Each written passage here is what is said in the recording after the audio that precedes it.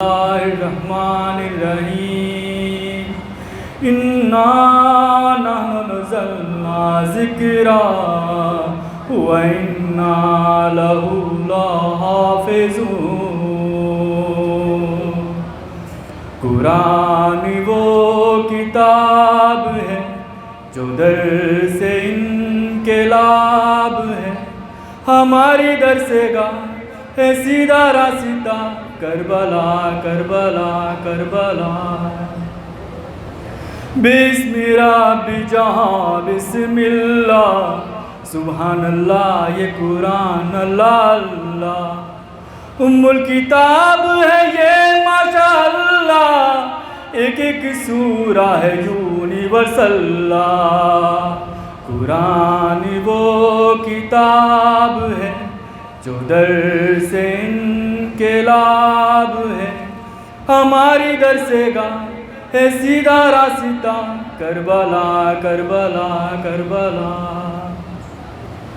قرآن کی گود کا ایک سورہ، وہ میدہ ہو کہ یاسین وہ طٰہٰ، سورہ مریم وہ رحمان وہ سورہ، پڑھتے ہی رہتے ہیں رب کا قصیدہ۔ قرآن وہ کتاب ہے جو در سے انقلاب ہے، ہماری در سے گاہ ہے سیدھا راستہ، کربلا کربلا کربلا۔ قرآن کی شان ہے شان محمد، قرآن ہے میزان محمد، فرمان رب فرمان محمد، نقطہ با قرآن محمد۔ قرآن وہ کتاب ہے جو در سے انقلاب ہے، ہماری در سے گاہ ہے سیدھا راستہ، کربلا کربلا کربلا۔ کیسے قرآن ہے ہم تک آیا، کس نے سکھایا ہے کس نے پڑھایا، ہے کس گھرانے کا یہ سرمایہ، جان دے کے اسی کو ہے کس نے بچایا۔ قرآن وہ کتاب ہے جو در سے انقلاب ہے، ہماری در سے گاہ ہے سیدھا راستہ، کربلا کربلا کربلا۔ دن بھی بچا قرآن بھی دیکھو، باقی رہا ایمان بھی مانو، کیا گیا کس کا یہ بھی تو سوچو، گھر تو لوٹا سیدہ کاہے لوگو۔ قرآن وہ کتاب ہے جو در سے انقلاب ہے، ہماری در سے گاہ ہے سیدھا راستہ، کربلا کربلا کربلا۔ قرآن کی شان ہے شان محمد، قرآن ہے میزان محمد، فرمان رب فرمان محمد، نقطہ با قرآن محمد۔ قرآن وہ کتاب ہے جو در سے انقلاب ہے، ہماری در سے گاہ ہے سیدھا راستہ، کربلا کربلا کربلا۔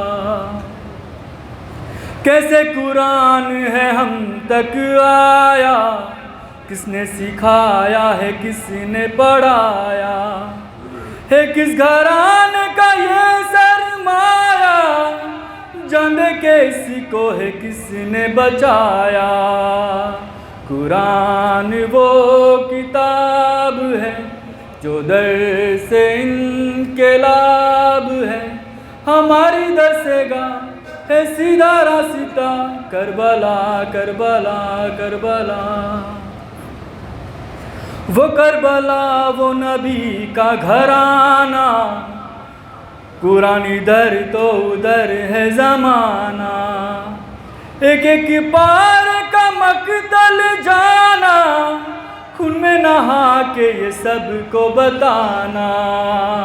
قرآن وہ کتاب ہے جو در سے انقلاب ہے. ہماری در سے گاہ ہے سیدھا راستہ. کربلا کربلا کربلا. یہ کربلا ہے یہ شام غریبا. وہ جلتے خیمے وہ آیات قرآن. خیموں میں بالی سکینہ پریشان. زینب پکاریے برسر میدان. قرآن وہ کتاب ہے جو در سے انقلاب ہے. ہماری در سے گاہ ہے سیدھا راستہ. کربلا کربلا کربلا. قرآن وہ کتاب ہے جو در سے انقلاب ہے. ہماری در سے گاہ ہے سیدھا راستہ. کربلا کربلا کربلا. بسم رب جہاں بسم اللہ. سبحان اللہ یہ قرآن اللہ اللہ. ام الکتاب ہے یہ ماشاء اللہ. ایک ایک سورہ ہے یونیورسل. قرآن وہ کتاب ہے جو در سے انقلاب ہے. ہماری در سے گاہ ہے سیدھا راستہ. کربلا کربلا کربلا. قرآن کی گود کا ایک سورہ. وہ میدہ ہو کی یاسین وہ طٰہٰ. سورہ مریم وہ رحمان وہ سورہ. پڑھتے ہی رہتے ہیں رب کا قصیدہ. قرآن وہ کتاب ہے جو در سے انقلاب ہے. ہماری در سے گاہ ہے سیدھا راستہ. کربلا کربلا کربلا.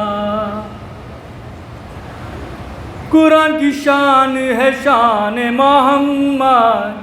قرآن ہے میزان محمد. فرمان رب فرمان محمد. نقطہ با قرآن محمد. قرآن وہ کتاب ہے جو در سے انقلاب ہے. ہماری در سے گاہ ہے سیدھا راستہ. کربلا کربلا کربلا. کیسے قرآن ہے ہم تک آیا. کس نے سکھایا ہے کس نے پڑھایا. ہے کس گھرانے کا یہ شرمایا.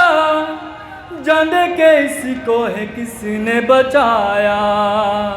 قرآن وہ کتاب ہے جو در سے انقلاب ہے. ہماری در سے گاہ ہے سیدھا راستہ. کربلا کربلا کربلا.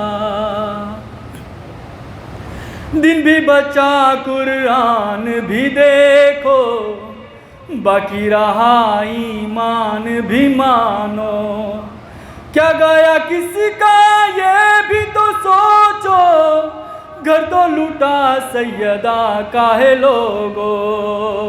قرآن وہ کتاب ہے جو در سے انقلاب ہے. ہماری در سے گاہ ہے سیدھا راستہ. کربلا کربلا کربلا. وہ کربلا وہ نبی کا گھرانہ. قرآن ادھر ہے ادھر ہے زمانہ. ایک ایک پار کا مقتل جانا.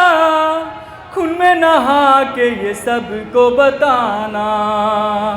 قرآن وہ کتاب ہے جو در سے انقلاب ہے. ہماری در سے گاہ ہے سیدھا راستہ. کربلا کربلا کربلا.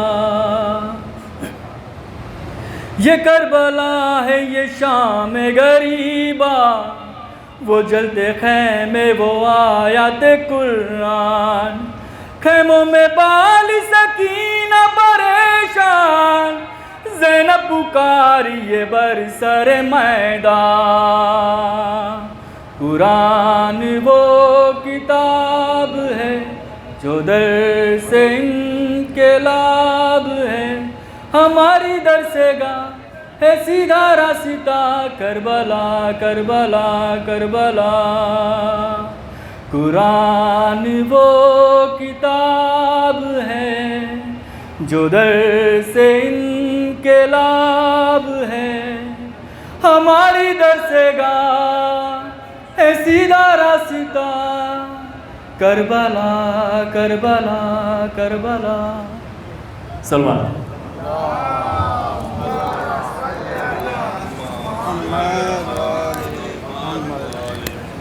ایک بآواز بلند نعرہ صلوات۔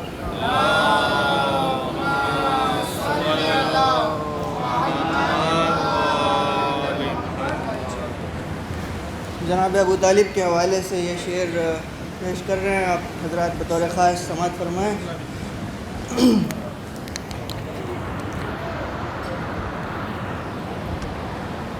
نعت احمد سنا رہے ہیں لوگ،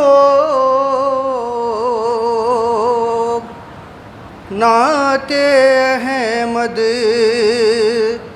سنا رہے ہیں لوگ، خود کو مسلم جتا رہے ہیں لوگ، نعت احمد سنا رہے ہیں لوگ، خود کو مسلم جتا رہے ہیں لوگ، جس نے ایجاد کی ہے نعت نبی، اس کو کافر بتا رہے ہیں لوگ، اس کو کافر بتا رہے ہیں لوگ۔ ایک نعرہ صلوات کا سہارا دیجیے۔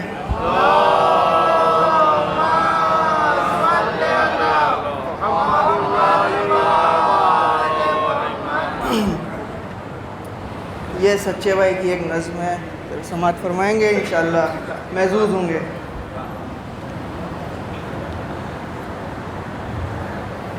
اس دل میں کر تلاش نہ ہرگز وفا کے پھول،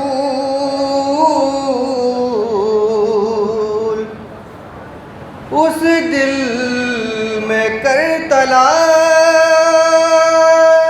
نہ ہرگز وفا کے پھول، کھلتے نہیں ہیں جس میں علی کی ولا کے پھول۔ ایک نعرہ صلوات۔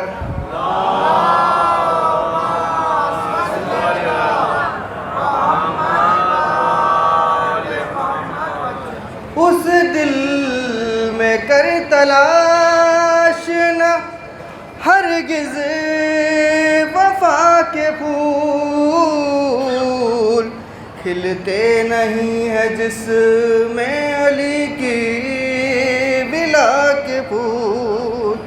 بطور خاص سماعت فرمائے۔ گر آئے شوق دید میں جنت کے گلستان، گر آئے شوق دید میں جنت کے گلستان، مہکے جو میری قبر میں خاک شفا کے پھول، مہکے جو میری قبر میں خاک شفا کے پھول۔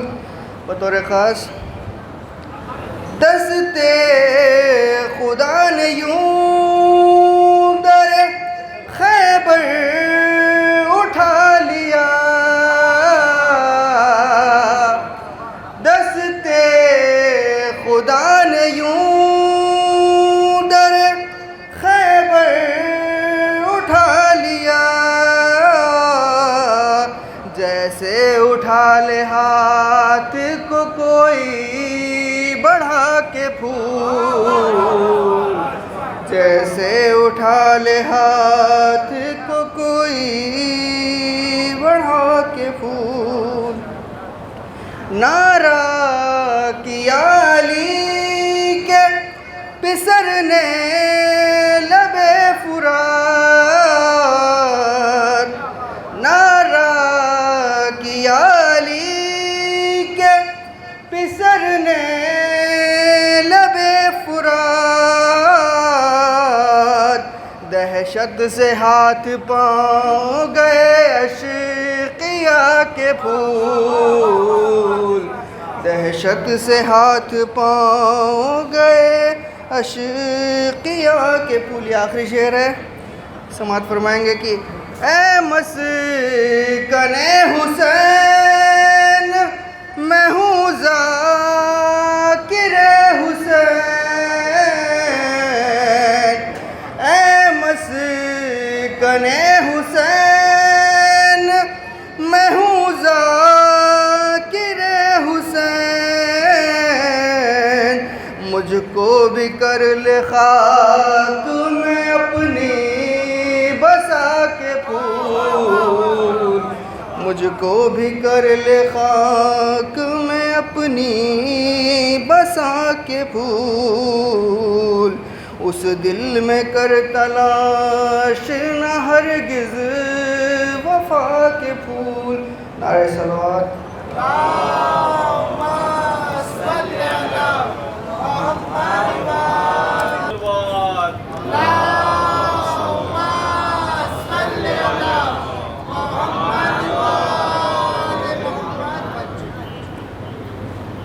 لا حول ولا قوة إلا بالله العلي العظيم۔ أعوذ بالله من الشيطان اللعين الرجيم، بسم الله الرحمن الرحيم۔ الحمد لله رب العالمين، الصلاة والسلام على رسوله الكريم، سيدنا ونبينا وشفيع المذنبين أبي القاسم محمد،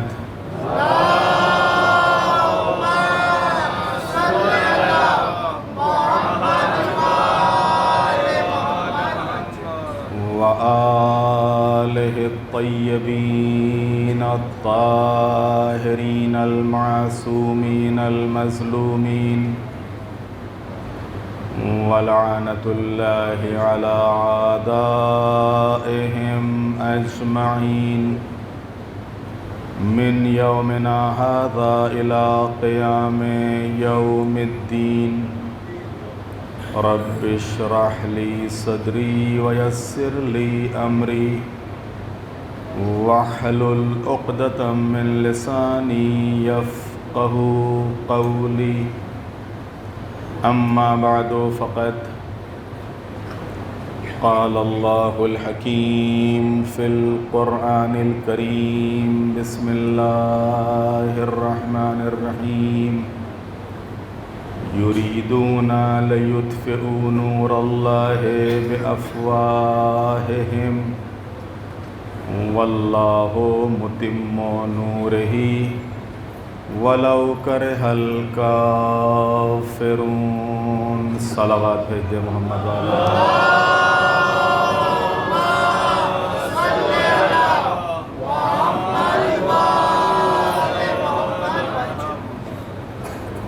رمضان المبارک 1446 ہجری اور اس 1446 ہجری ماہ مبارک رمضان کی یہ 23ویں شب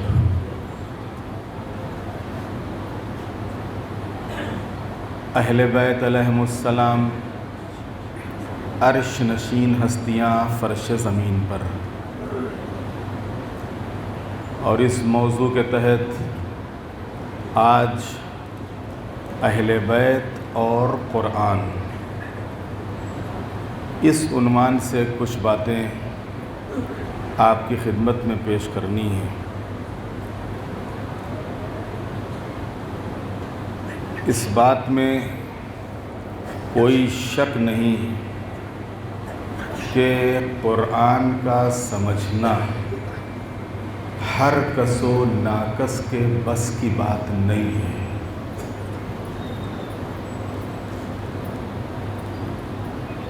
اہل بیت علیہم السلام خداوند عالم کی طرف سے قرآن مجید کے تعلیم دینے والے یعنی معلم قرآن ہیں. امیر المومنین امام المتقین غالب کل غالب حضرت علی ابن ابی طالب علیہ السلام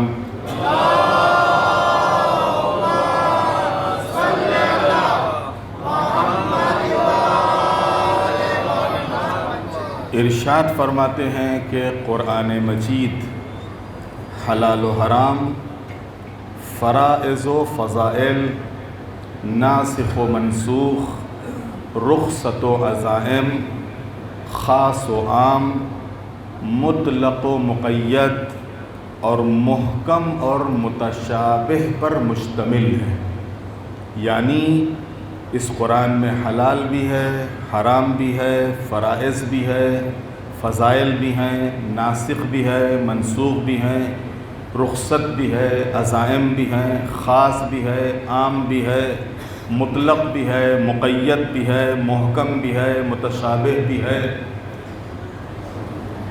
اب ظاہر سی بات ہے کہ عام لوگ چاہے کسی بھی گروہ سے تعلق رکھتے ہوں، عالم ہو یا جاہل، حکیم ہو یا عارف، فقیہ ہو یا فلسفی، قرآن مجید کا سمجھنا اور اسی کے ساتھ ساتھ اس کے دقیق اور مبہم تک پہنچنا اور ان کے لیے سب پر واجب ہے کہ رسول خدا اور اہل بیت عصمت و طہارت علیہم السلام کی صحیح احادیث اور ان روایات کی طرف رجوع کریں جو عظیم الشان کتابوں میں درج ہوئی ہیں، اور ان روایتوں کے بغیر، ان حدیثوں کے بغیر پیغمبر ختمی مرتبت اور اہل بیت عصمت و طہارت علیہم السلام سے کسب کیے بغیر، ان کی طرف رجوع کیے بغیر نہ تو صحیح ترجمہ ممکن ہے، نہ صحیح تفسیر ممکن ہے. نہ صحیح ترجمہ ہو سکتا ہے اور نہ صحیح تفسیر ہو سکتی ہے. پیغمبر ختمی مرتبت حبیب خدا احمد مجتبی حضرت محمد مصطفیٰ صلی اللہ علیہ وآلہ وسلم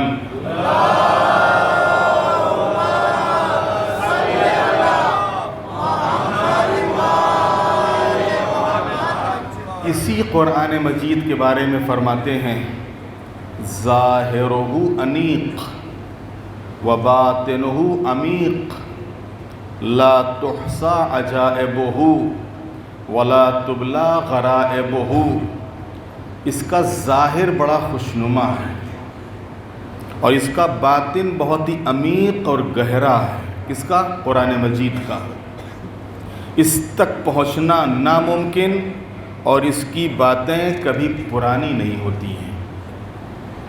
اس صورت میں ایرے غیرے کے ناقص فہم اور ناچیز علم کے ذریعے کس طرح قرآن کو سمجھا جا سکتا ہے؟ ممکن نہیں ہے۔ اور کیوں ہر کس و ناکس اپنے کو اس بات کی اجازت دیتا ہے کہ پیغمبر اکرم اور اہل بیت عصمت و طہارت علیہم السلام کی تعلیمات کے بغیر قرآن کی طرف جائے، اور جو اس کے ناقص ذہن میں آئے اس کو قرآن مجید کے معنی کے عنوان سے بیان کرے، اور ایسے معنی کرے کہ جو بے خبر اور جاہلوں کے لیے مناسب ہو، یعنی جہاں کے اوپر جس معنی سے وہ راضی ہوں۔ اس معنی کے واقعی کیا معنی ہے، اللہ کی یہاں پر اس لفظ سے کیا مراد ہے، اس آیت میں اللہ کی واقعی کیا مراد ہے، وہ ترجمہ، وہ تفسیر کون بتائے گا؟ وہ وہی بتائے گا کہ جس کے قلب کے اوپر قرآن نازل ہوا ہے۔ وہ وہی بتائیں گے کہ جن کے گھر میں قرآن نازل ہوا ہے۔ اور اس سے ہٹ کے اور ان ہستیوں سے ہٹ کے اگر ترجمہ کیا جائے گا، ان ہستیوں سے ہٹ کے اگر تفسیر بیان کی جائے گی تو ظاہر سی بات ہے کہیں نہ کہیں نفس شامل ہو جائے گا، اور منمانی ترجمہ اور منمانی تفسیر ہوگی۔ وہ ترجمہ یا وہ معنی کہ جو واقعی اللہ کے مراد ہیں وہ شاید مراد نہیں ہوں گے، وہ تفسیر کہ جو واقعی اس آیت کی یا اس سورے کی تفسیر ہے وہ تفسیر نہیں ہوگی۔ اے کاش قرآن کریم اور دین خدا کے ساتھ بھی دوسرے علوم کی طرح تخصص کا خیال رکھا گیا ہوتا، اور قرآن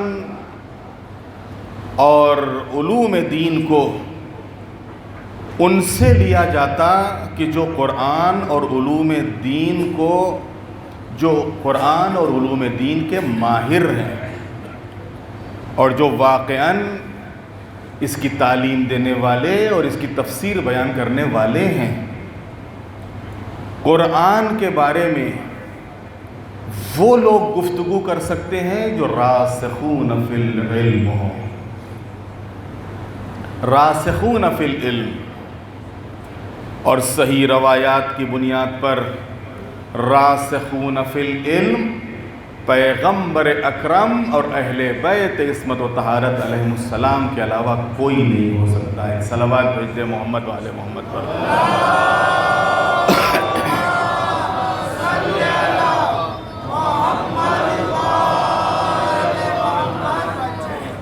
قرآن کریم کے متشابہ آیتیں، قرآن کریم کی متشابہ آیتیں کہ جن کے معنی یقینی طور پر اہل بیت علیہم السلام کے علاوہ اور ان کی مدد کے بغیر، ان کے سہارے کے بغیر نہیں کیے جا سکتے ہیں۔ قرآن مجید کی وہ تفسیریں جو اہل بیت عصمت و طہارت علیہم السلام سے ہٹ کر کی گئی ہیں، سب ایسی تفسیریں ہیں جو حقیقت میں اہل بیت علیہم السلام کے لحاظ سے مردود ہیں، رد کی جانے والی ہیں، قبول کیے جانے کے لائق نہیں ہیں، اور وہ تفسیریں باطل ہیں۔ بلا شک اور شبہ انسان کی فہم ناقص کو قرآن مجید کی آیتوں پر تھوپنا ہے، یعنی خود یہ جو تفسیر کر رہا ہے، یہ جو ترجمہ بیان کر رہا ہے، حقیقت میں یہ جو سمجھا ہے وہ بیان کر رہا ہے، جو واقعی معنی ہے اس کے وہ نہیں بیان کر رہا ہے۔ جو واقعی معنی ہے وہ کون بیان کرے گا؟ جو ادھر سے علم لے کے آیا ہو، جس کے سینے پہ قرآن اترا ہو، جو اسی قرآنی آیتوں میں پلے بڑھے ہوں، جن کی زبان ہی قرآن رہی ہو، ایک صلوات بھیج دے محمد والے محمد پر۔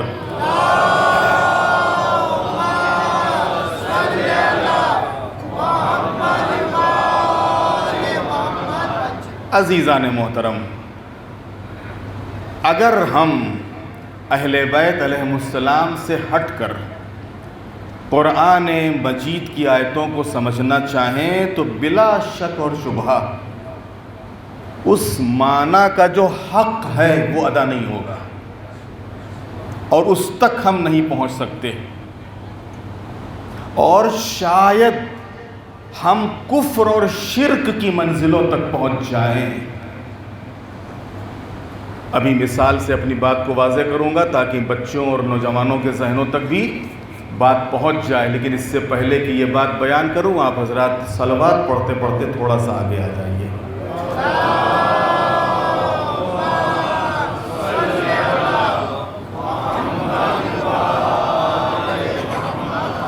اس سے بہتر نعرہ صلوات۔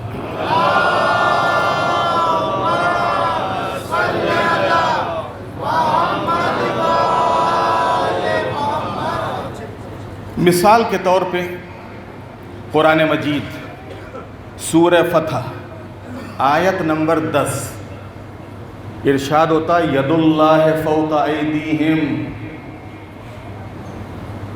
ید کے معنی عربی میں کیا ہے؟ ہاتھ۔ ترجمہ کیا ہوگا؟ اللہ کا ہاتھ سب پہ بھاری ہے۔ کیا اللہ کا ہاتھ بھی ہے؟ کیا اللہ کا ہاتھ بھی ہے؟ پھر یہاں پر ترجمہ کیا ہوگا؟ اگر ید کے ظاہری معنوں پر توجہ کی جائے تو ظاہری معنی تو ہاتھ کے ہیں، تو اللہ تو جسم و جسمانیات سے پاک ہے، جسم و جسمانیات سے مبرہ ہے، تو جب جسم و جسمانیات سے پاک ہے، مبرہ ہے، تو پھر یہ ہاتھ کہاں سے آیا؟ اور اللہ کہہ رہا ہے کہ ید اللہ فوق ایدیہم، اللہ کا ہاتھ سب کے اوپر بھاری ہے، تو اس کا لازمہ یہ ہوگا کہ خدا کو صاحب جسم ہونے کا اقرار کریں، جو ایک واضح اور آشکار کفر ہے۔ کفر ہے۔ جبکہ یہاں پر ید کے معنی جو معصومین علیہ السلام کی روایتوں کے ذریعے سے ہم تک پہنچے وہ کیا ہیں؟ یہاں پر ید کے معنی ہے قدرت کے، یعنی خدا کی قدرت، خدا کی طاقت تمام قدرتوں کے اوپر، تمام طاقتوں کے اوپر بھاری ہے، تمام قدرتوں کے اوپر، تمام طاقتوں کے اوپر اور تمام طاقتوں سے بالا تر ہے۔ لیکن بہت سے مفسرین جیسے ابن تیمیہ، ابن تیمیہ کا نام سنا ہے آپ لوگوں نے؟ ان نوجوانوں اور جوانوں نے ابن تیمیہ، یہ جو سلفی نظریہ ہے، یہ جو وہابی نظریہ ہے، یہ ابن تیمیہ کی ایجاد ہے۔ اب سمجھ میں آیا؟ 300 سال پہلے اس نے یہ نظریہ پیش کیا تھا۔ یہ سارے نظریے کی جس کی بنیاد پر یہ پورا مسلک اور پورا مذہب چل پڑا، اسی کے نظریات کو قبول کر کے، اور وہیں آیتوں کے ظاہر سے دھوکہ کھا گئے اور اللہ کو جسم و جسمانیات والا ثابت کر دیا، اور اسی بنیاد کے اوپر وہ روایتیں بھی کہ قیامت کے دن اللہ دکھے گا، کیونکہ جو چیز ہوتی ہے وہ دکھتی ہے، اور پھر وہ روایتیں اس سے بھی بڑھ کے الیاذ باللہ، الیاذ باللہ، کہ جب جہنم کہے گا کہ اور لاؤ اور لاؤ اور لاؤ، تو اللہ تعالیٰ اپنے پیر کو ڈال دے گا، اللہ تعالیٰ اپنے پیر کو ڈال دے گا، یعنی اللہ تعالیٰ کو بھی الیاذ باللہ کہاں ڈال دیا؟ تو عزیزان محترم، یہ کس بنیاد پر ہوا؟ اہل بیت عصمت و طہارت کے در سے ہٹنے کی بنیاد پر، اور اس در سے علم نہ لینے کی بنیاد کے اوپر۔ تو دیکھیے کہاں سے کہاں انسان پہنچ جاتا ہے، اور ایسی روایات کے قائل ہو گئے جو بنی امیہ کی گڑھی ہوئی روایتیں تھیں،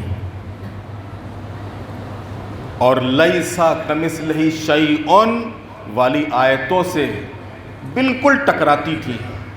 قرآن صاف لفظوں میں کہہ رہا ہے کہ لیسا کمثلہ شیء، اس کے جیسا کوئی ہے ہی نہیں۔ اگر آپ کہہ رہے ہو کہ یہی ہاتھ جو ظاہر میں ہے تو یہ تو مشابہت ہو گئی، یہ تو مشابہت ہو گئی کہ اگر ہمارے ہی جیسا اس کا ہاتھ ہے تو مشابہت ہو گئی۔ اور قرآن میں خود اللہ کیا کہہ رہا ہے؟ لیسا کمثلہ شیء، اس کے جیسا کوئی ہے ہی نہیں، اس کے جیسا کوئی ہے ہی نہیں۔ کیا مطلب؟ تم کسی بھی چیز سے اس کا تصور نہ کرنا، کسی بھی چیز سے اس کا مقایسہ نہ کرنا، کسی بھی چیز سے اس کا مقابلہ نہ کرنا۔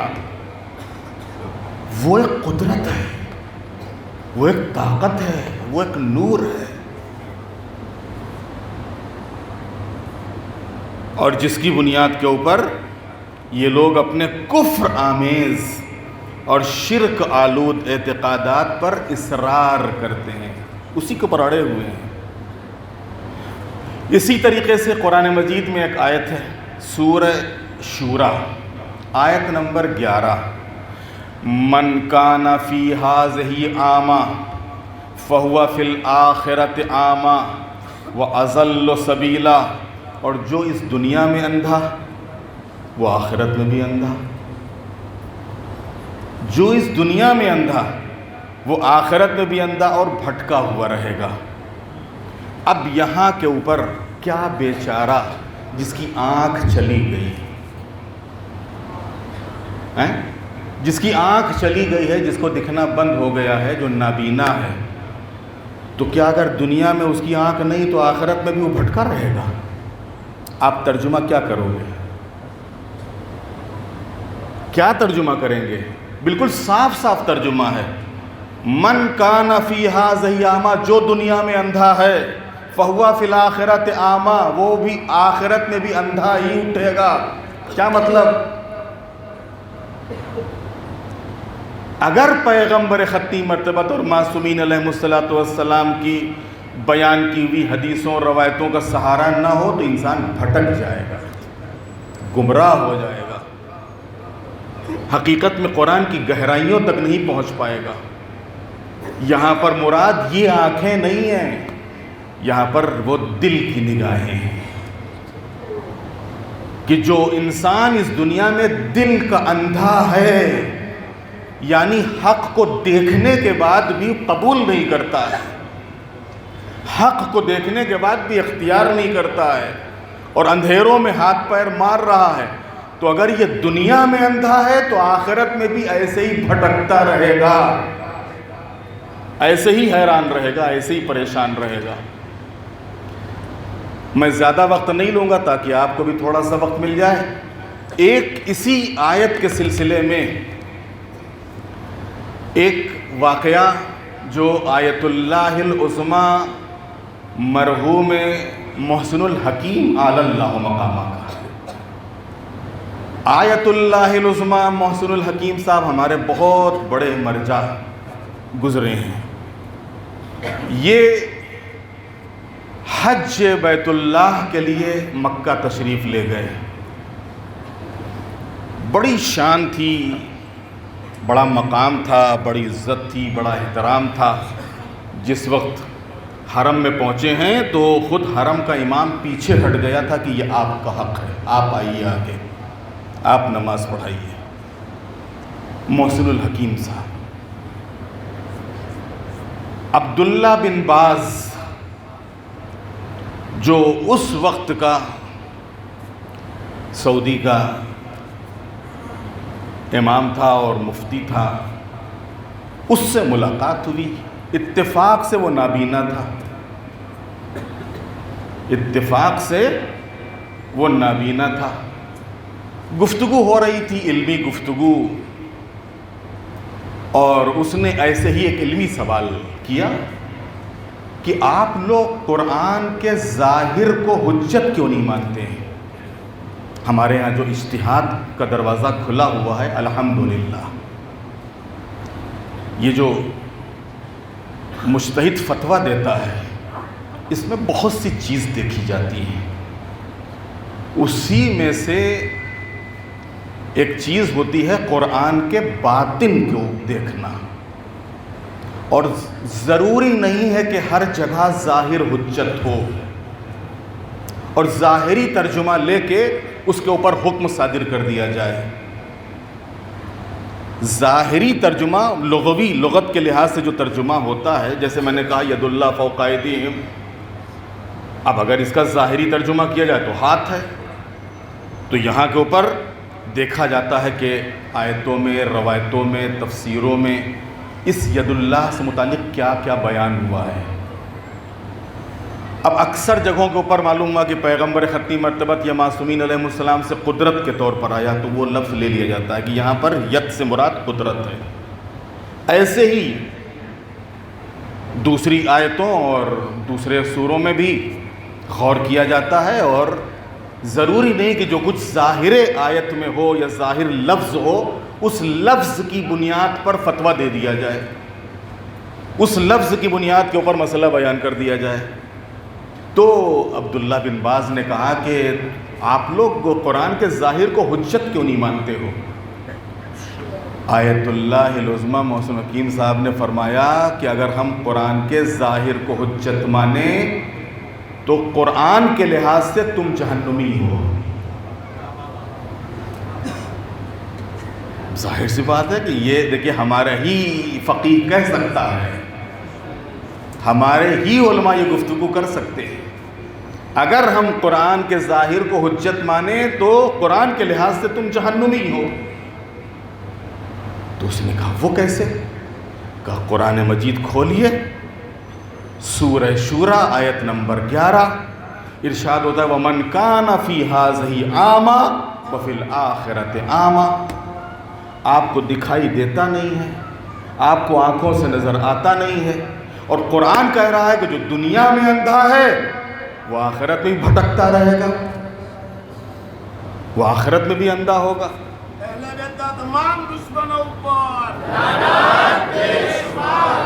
تو عزیزان محترم، کہنے کا مقصد یہ ہے کہ قرآن مجید کے ترجمے اور تفسیر کا حق اسی وقت ادا ہوگا کہ جب معصومین علیہم السلام نے جو معنی بیان کیے ہیں، جو تفسیر بیان کی ہے، جب ان معنی اور ان تفسیروں کے اوپر نگاہ کی جائے۔ بہت سی حدیثیں ہیں، بہت سی روایتیں ہیں جن میں الگ الگ آیتوں سے متعلق معصومین علیہ السلام نے بیان کیا ہے، محکم، متشابہ، اور اسی طریقے سے اور باقی جو دوسری قرآن مجید کی حرام اور حلال سے متعلق آیتیں ہیں، ان تمام آیتوں اور روایتوں کے متعلق آپ کو معصومین علیہ السلام کی روایتیں نظر آ جائیں گی۔ اور جب بھی کوئی شیعہ فقیہ، جب بھی کوئی شیعہ مفسر تفسیر کرنے بیٹھتا ہے تو پھر یہی معصومین علیہ السلام کی روایتیں ہوتی ہیں، یہی حدیثیں ہوتی ہیں جو سہارا بنتی ہیں، جس کی بنیاد پر ایک صحیح تفسیر ہمارے سامنے آتی ہے۔ لیکن ظاہر سی بات ہے کہ انسان جو کہ خطا اور نسیان سے مرکب ہے، لہٰذا ہو سکتا ہے کہ یہ عالم ہو، فقیہ ہو، مفسر ہے، لیکن پھر بھی کہیں نہ کہیں غلطی کر بیٹھا ہو سکتا ہے کہ کوئی روایت مناسب نہ ہو اور اس روایت کی بنیاد کے اوپر اس نے تفسیر بیان کر دی ہو یا اس کا ترجمہ، اس کا بھی ایک احتمال ہے۔ لیکن اس کا مطلب یہ نہیں کہ ہم تفسیروں کو پڑھنا چھوڑ دیں اور قرآن مجید کی طرف سے اپنے رخ کو موڑ لیں۔ قرآن مجید کی تلاوت کرتے رہیں، اور جیسا کہ میں نے ابھی انہی مجلسوں میں آپ کی خدمت میں عرض کیا تھا کہ صرف رمضان المبارک تک قرآن سے رابطہ اور واسطہ نہ رکھیں، رمضان المبارک کے بعد بھی چاہے ہم ایک پارہ پڑھیں، نہیں ایک پارے کی طاقت ہے، نہیں ایک پارے کا وقت ہے، آدھا پارہ پڑھ لیں، نہیں آدھے پارے کا وقت ہے 50 آیتیں پڑھ لیں، نہیں 50 آیتوں کا وقت ہے خالی 10 آیتوں کی تلاوت کر لیں۔ 10 آیتوں کی تلاوت کریں لیکن تلاوت سے غافل نہ ہو. تلاوت ضرور کرتے رہیں, قرآن سے رابطہ ضرور رکھیں, قرآن سے واسطہ ضرور رکھیں, اور اگر اسی کے ساتھ ساتھ ترجمہ پڑھیں, تفسیر پڑھیں تو نور علی نور, نور علی نور. اور یہ جو ترجمہ اور تفسیر ہے, بہت سے مقامات ہیں کہ جہاں کے اوپر ترجمے میں بات واضح نہیں ہوتی ہے, اب وہاں پر ہم شک اور شبہ میں نہ پڑ جائیں اور ضد اور ہٹ دھرمی کے اوپر نہ اڑ جائیں, بلکہ جو صاحبان علم ہیں ان کے پاس جائیں. اس آیت میں یہ ترجمہ بیان ہوا ہے, اس آیت میں یہ ترجمہ بیان ہوا ہے, دونوں آپس میں ٹکرا رہے ہیں. یہ اللہ کے کلام میں ٹکراؤ ہوتا نہیں ہے, پھر ہم کیا سمجھیں یہاں پر, تاکہ وہ آپ کو سمجھا سکے اور آپ کے دل سے اس شک اور شبہ کو دور کر سکے. کہ جو بھی بات نہیں معلوم ہے, جو چیز نہیں پتہ ہے, جو حدیث نہیں معلوم ہے, جو آیت نہیں معلوم ہے, جس حدیث میں کون سا لفظ کہاں کے لیے استعمال ہوا ہے وہ نہیں معلوم ہے, کون سی آیت میں, کون سی سورے میں کون سا لفظ کہاں کے لیے استعمال ہوا ہے یہ نہیں پتہ ہے, تو ہم جو کچھ لکھا ہو اسی پہ نہ اڑ جائیں اور ضد کر کے بیٹھ جائیں, نہیں صاحب ہم نے تو دیکھا ہے بھائی یہی ہوگا. نہیں, آپ صاحبان علم کے پاس جائیں, ان سے معلوم کریں, ان سے پوچھیں, تاکہ یہ شک دل سے جاتا رہے. اس لیے کہ میں کہا کرتا ہوں کہ مومن کبھی شک میں نہیں رہتا ہے, مومن ہمیشہ یقین میں رہتا ہے اور یقین میں زندگی گزارتا ہے. اتنی گفتگو کے بعد اب میں آپ کی خدمت میں عرض کرنا چاہوں گا, کیونکہ شب قدر ہے, اور شب قدر میں جہاں اعمال ہیں, جہاں نمازیں ہیں, جہاں تلاوت ہے, جہاں دعائیں ہیں, وہیں ساتھ ہی ساتھ خود یہ علمی گفتگو, یہ جو بیان ہو رہا ہے یہ بھی ایک علمی گفتگو ہے. اب اس میں ظاہر سی بات ہے کہ اور بھی نکھار پیدا ہو جاتا ہے کہ جب مجمع میں سے کوئی شخص کچھ معلوم کر لیتا ہے یا اسے پتہ نہیں ہوتا ہے تو اس کے متعلق کوئی سوال کر لیتا ہے. ظاہر سی بات ہے کہ ہم جیسے افراد ممبروں پر آنے والے, ہم کوئی عالم دہر نہیں ہیں, ہم بھی آپ ہی میں سے ہیں, آپ ہی جیسے ہیں, اور جو کچھ بھی اس طرح اہل بیت سے تھوڑا سا حاصل کیا ہے یا ملا ہے حقیقت میں, اسی کو آپ کی خدمت میں بیان کر دیتے ہیں. معلوم ہوتا ہے بیان کر دیں گے, نہیں معلوم ہوگا بتا دیں گے کہ آپ کو پھر انشاءاللہ کتاب دیکھ کے یا کسی مرجع تقلید سے معلوم کر کے وہ مسئلہ آپ کی خدمت میں بیان کر دیا جائے گا. جو چیز نہیں معلوم ہے کبھی بھی نہ کہیے گا کہ مجھے معلوم ہے, نہیں معلوم ہے صاف صاف کہہ دیجیے نہیں مجھے نہیں پتہ ہے. انسان ہے, کوئی ضروری تھوڑے ہے کہ ہر چیز کا علم انسان کے پاس ہو. نہیں معلوم ہے, نہیں معلوم ہے, نہیں معلوم ہے, پھر بھی الٹا سیدھا بتا دیں.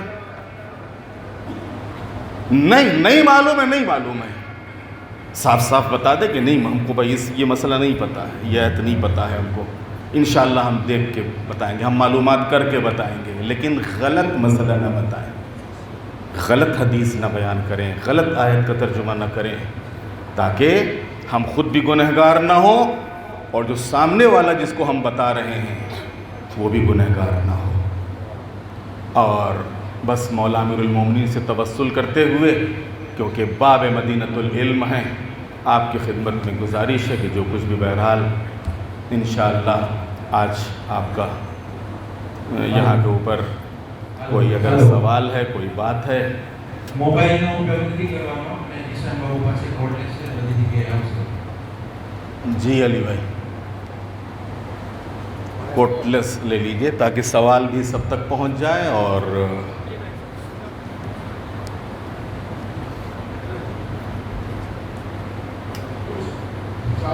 علیکم السلام.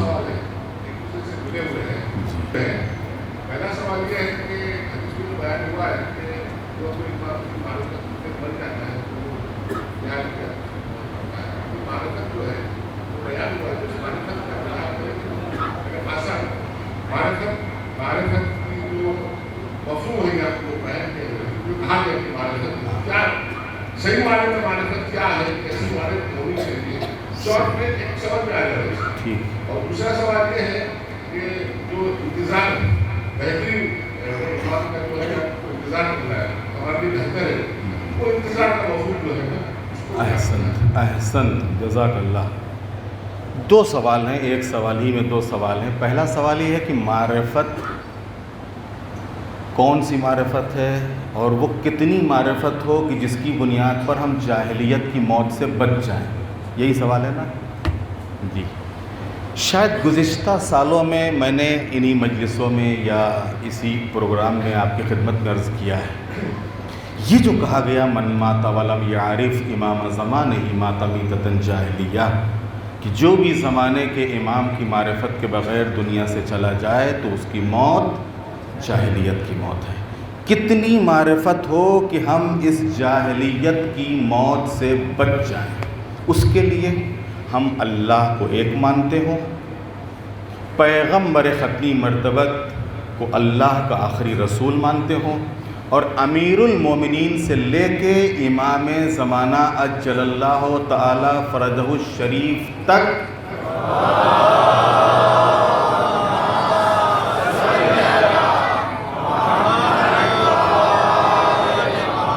ان اماموں کو اپنا امام اور ان کی امامت اور ولایت کا دل و جان سے اقرار کرتے ہوں. اگر ہمارا اقرار، ہماری معرفت اس حد تک بھی ہے تو انشاءاللہ جاہلیت کی موت سے بچ جائیں گے. اب اس کے بعد درجے ہیں، اب درجے ہیں. جتنا زیادہ آپ معرفت حاصل کرتے جاؤ، اب ظاہر سی بات ہے کہ ائمہ علیہ السلام اگر ہم نے یہ جان لیا ہے کہ یہ ہمارے 12 امام ہیں، اب اس کے بعد آپ مزید ان کے متعلق معلومات حاصل کریں، مزید ان کی معرفت حاصل کریں. ہمارے اماموں کا کردار، ان کا اخلاق، ان کی رفتار، ان کی گفتار، ان کی سیرت، ان کی اللہ کی طرف توجہ، اللہ سے راز و نیاز، اللہ سے مناجات، اللہ سے رابطہ، جتنا زیادہ ان کی زندگیوں میں غور کرتے جائیں گے، جتنا معرفت میں اضافہ ہوتا جائے گا، اتنا ہی درجات بلند ہوتے چلے جائیں گے، درجات بلند ہوتے چلے جائیں گے. یہ ایک سوال ہوا. دوسرا جو سوال تھا کہ انتظار کیا ہے؟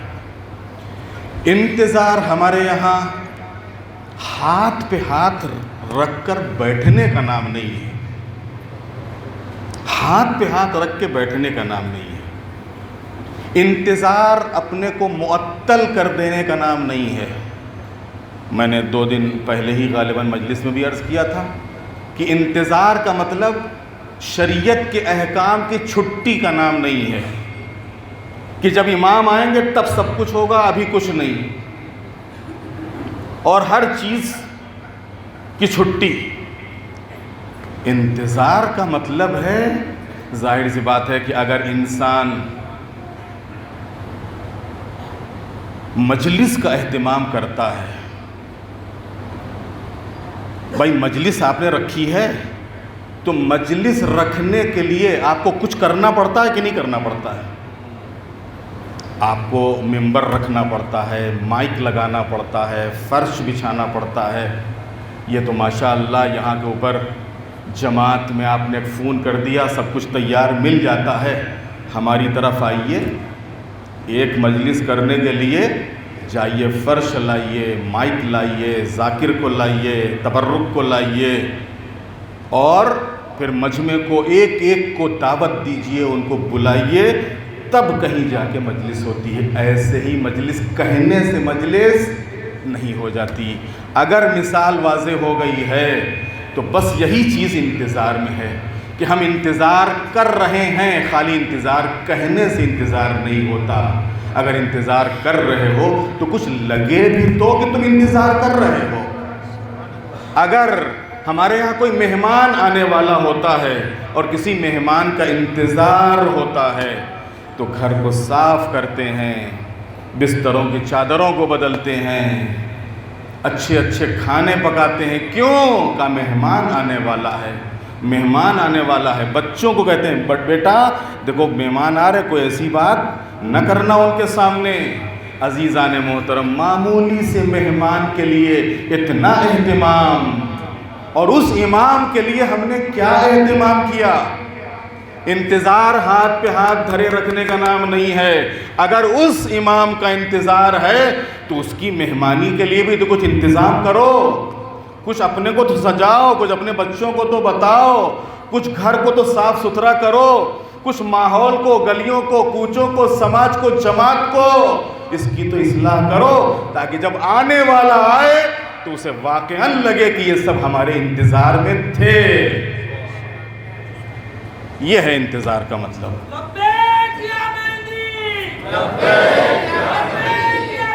آپ کا سوال ہمارے ذہن میں ہے. آپ نے سوال فرمایا ہے ہمارے غلام عباس بھائی کا سوال تھا کہ کوئی شخص آیا زندگی میں یا مرنے کے بعد اپنے جسم کا کوئی حصہ ڈونیٹ کر سکتا ہے؟ باقی دوسرے مذاہب میں ہیں بھی اور ہوتا بھی ہے. اس سلسلے میں جو ہمارے یہاں کلی طور پر اجازت نہیں ہے کہ آپ اچھے بھلے انسان ہو اور آپ کسی کو کوئی جسم کا حصہ آپ ڈونیٹ کر دو, یا جو انسان دنیا سے رخصت ہو گیا ہے وہ وصیت کر کے جائے کہ ہماری آنکھ فلاں کو دے دینا, ہمارا ہاتھ فلاں کو دے دینا, ہماری کڈنی فلاں کو دے دینا, وغیرہ وغیرہ. کلی طور پر یہ حکم نہیں. ہاں جزوی طور پر ہے, حالات کے لحاظ سے, موقع اور محل کے لحاظ سے. اگر کوئی ایک انسان ایسا ہے کہ جس کی جان بچانا ضروری ہو, اس کی جان بچانے کے لیے سامنے والا اگر اس کی جان خطرے میں نہیں پڑ رہی ہے اور اس کے یہاں کوئی نقص اور عیب نہیں پیدا ہو رہا ہے, تو وہ زندگی میں کوئی اپنے جسم کا حصہ ڈونیٹ کر سکتا ہے. یہی حکم مرنے کے بعد بھی ہے کہ ہاں مرنے کے بعد اگر کوئی ایسا مسئلہ آ جائے کہ جہاں کے اوپر ضرورت ہو اور واقعاً جان بچانا ضروری ہو جائے, تو ان صورتوں میں بھی, ان حالتوں میں بھی کچھ شرائط کے ساتھ اجازت دی گئی ہے کہ ہاں مردے کے بھی مثلاً کچھ حصے کو لے کے کسی بھی زندہ کے کسی بھی جسم کے حصے میں لگا کے اس کی زندگی کو بچایا جا سکتا ہے. السلام علیکم. علیکم السلام. جناب ہم زہرے کا تقریباً 7 میں پڑھتے ہیں, اس کا کیا ریزن کیا ہے؟ احسنت. کہ یہ سوال ہے ہم دیکھتے ہیں نا گروپ میں, تو ہمارے سب کہ جس کا ریفرنس ہم دے سکیں انشاءاللہ بعد میں آپ کو ہم آیت بھی بتا دیں گے کہ قرآن مجید میں 5 وقت نہیں خالی 3 وقت ہے. خود قرآن مجید میں صرف 3 وقت ہیں. ایسا نہیں کہ ہم 5 وقت کی نماز کو مانتے نہیں ہیں, نہیں, 5 وقت کی نماز مانتے ہیں. دوسرے یہ کہ خود ہمارے لیے رسول اللہ کا عمل حجت ہے. اب وہ ایک مرتبہ کریں یا کئی مرتبہ کریں, اور یہ روایت اس کو خود آج سوشل میڈیا کا زمانہ ہے اور آپ اہل سنت کے علماء سے بھی خود صحیح کتابوں کی صحیح روایتیں سماعت فرما سکتے ہیں کہ جس میں یہ لکھا ہوا ہے کہ حضور نے نہ تو سفر میں تھے, نہ بارش ہو رہی تھی, نہ کوئی خوف اور ڈر تھا, اس کے باوجود دونوں نمازیں ملا کر پڑھیں, ظہر اور عصر اور مغرب اور عشاء. اگر حضور نے ایک مرتبہ کیا, حضور سے پوچھا گیا یا رسول اللہ یہ کیا, کہا کہ امت کی آسانی کے لیے, امت کی آسانی کے لیے. تو اگر حضور نے ایک مرتبہ عمل کیا تو ہمارے لیے حضور کا عمل حجت ہے. ہم منمانی نہیں کرتے ہیں, ہمارا جو بھی عمل ہوتا ہے وہ رسول کی سیرت اور سنت کے مطابق ہوتا ہے. اور اس سلسلے میں آپ خود انہی افراد سے, ہمارے ان برادران اہل سنت سے جن سے آپ کی گفتگو ہوتی ہے, انہی سے کہیے گا کہ میدان عرفات میں یہ دونوں نمازیں ایک ساتھ کیوں پڑھتے ہیں. میدان عرفات میں آپ یہ دونوں نمازیں ایک ساتھ کیوں پڑھتے, مینا میں یہ دونوں نمازیں ایک ساتھ کیوں پڑھتے ہو. اس کا ریزن ہم کو بتا دو تو میں اس کا ریزن تم کو بتا دوں کہ یہ دونوں نمازیں ایک ساتھ اگر وہاں ایک ساتھ ہو سکتی ہیں آسانی کے لیے, تو پھر عام حالات میں دونوں نمازیں ایک ساتھ ہو سکتی ہیں آسانی کے لیے. ہاں کوئی انسان پابند ہے بہت زیادہ, واقعاً وہ وقت اور ہر چیز کا خیال رکھنے والا ہے, الگ الگ پڑھے, کوئی حرج نہیں, ہمارے منع نہیں کیا گیا ہے کہ تم الگ الگ نہیں پڑھ سکتے ہو. ظہر کا وقت ہوا ظہر کے لیے کھڑا ہو گیا، عصر کا جو فضیلت کا وقت ہے عصر کے وقت کھڑا ہو گیا، جو مغرب کی فضیلت کا وقت مغرب کی پڑھ لی، جو عشاء کی فضیلت کا وقت ہے عشاء پڑھ لی، صبح کے وقت میں فجر کے وقت میں فجر کی پڑھ لی. ہمارے منع نہیں ہے، لیکن خود حضور کا عمل ہمارے لیے حجت ہے، اور خود اہل سنت کی کتابوں میں اور اہل سنت کی کتابوں سے جمع بین الصلاتین، اس کے نام سے پورا ایک چیپٹر ہے، جمع بین الصلاتین، دو نمازوں کے جمع کرنے والا باب، دو نمازوں کو جمع کرنے والا چیپٹر، اس میں باقاعدہ حضور سے روایتیں حدیثیں اور حضور کی نماز کا ذکر ہے. علیکم السلام. یہ جو ہم قضا نماز پڑھ رہے ہیں جی یا شاید ہے ہی نہیں، ہاں، تو اس کی نیت سے ہم اس کو ثواب دے سکتے ہیں. اس میں دو صورتیں ہیں. پہلی صورت یہ ہے کہ آپ معلوم کر لیں کہ جس مرحوم کی نمازیں آپ پڑھ رہے ہیں واقعاً اس کی کچھ قضا ہوئی ہے. اگر اس کے گھر والے یا اس کے ورثاء یا خود جو پڑھ رہا ہے وہ کہتا ہے کہ ہاں شاید سال ڈیڑھ سال کی قضا ہوئی ہوگی، تو ایک اندازے سے اس مرحوم کے نام سے یا اس مرحوم کی طرف سے وہ اس کی ادا کر سکتا ہے، ادا کرنے میں کوئی حرج نہیں ہے. علیکم السلام. جناب میرا مسئلہ ایسا ہے، بات کرنی ہے کہ بھائی جیسے دنیا میں مطلب چار فکر ہے، شافعی مالکی حنبلی مطلب چار فکر ہے. ہمارا بھی ایک جعفری ہے ٹھیک ہے، وہ بھی ہمارے مطلب بڑھ جائے تو مطلب الگ الگ کنٹروورسی ہو جاتی ہے، مطلب بس ہو گئی، ایسا کیوں ہوتا ہے؟ ہاں احسن، بہت عمدہ. دیکھیے ہمارے یہاں یہ جو فقہ ہے، دین ایک ہے اور شریعت بھی ایک ہے. دین ہے اللہ کا، شریعت ہے رسول اللہ کی. یہ جو فقہ کہا جاتا ہے فقہ جعفری، کیونکہ چھٹے امام کو عام کرنے کا وقت زیادہ ملا لہٰذا چھٹے امام کی طرف نسبت دی گئی، اور اسی کے بعد یہ چار مسلح کیونکہ اہل سنت کے ہاں بھی ظاہر ہوئے، حنفی اور شافعی اور مالکی اور حنبلی، تو ان سے تشخص کے لیے پہچان کے لیے ہمارے یہاں جعفری فقہ. ورنہ ہماری جو فقہ ہے یہ فقہ محمدی ہے، خود رسول اللہ کی بتائی ہوئی فقہ ہے جو معصومین علیہ السلام تک پہنچی اور معصومین علیہ السلام کے ذریعے ہم تک پہنچی. اب اس کے بعد چاروں ان کے ہاں چار مسلح ہیں، تو کبھی آپ نے دیکھا کہ چار میں کتنی کنٹراورسی ہے، اور ہمارے یہاں چار نہیں، اب تک 4000 مجتہد ہو گئے ہوں گے لیکن اتنی کنٹراورسی نہیں ہے. اس وقت سے لے کے آج تک 4000 مجتہد. ہاں جو مسئلہ ہوتا ہے اول تو کنٹراورسی کی بات ہی نہیں ہے، آپ کس کے مقلد ہو. مسئلہ وہاں آتا ہے کہ مسئلہ ہم مقلد ہیں سیستانی صاحب کے، اور ہم کو فکر پڑی ہوئی ہے خامنئی صاحب کے مسئلے کی. ہم مقلد ہیں وحید خراسانی صاحب کے، اور ہماری فکر ساری فکر جو ہے وہ بشیر صاحب کے مسئلے میں لگی، وہ انہوں نے وہ کیوں بیان کیا. تم کس کے مقلد ہو؟ تم کس کے مقلد ہو؟ کنٹراورسی کی کوئی بات ہی نہیں ہے، کنٹراورسی کا کوئی مسئلہ ہی نہیں، بالکل صاف، بالکل واضح، بالکل کلیئر.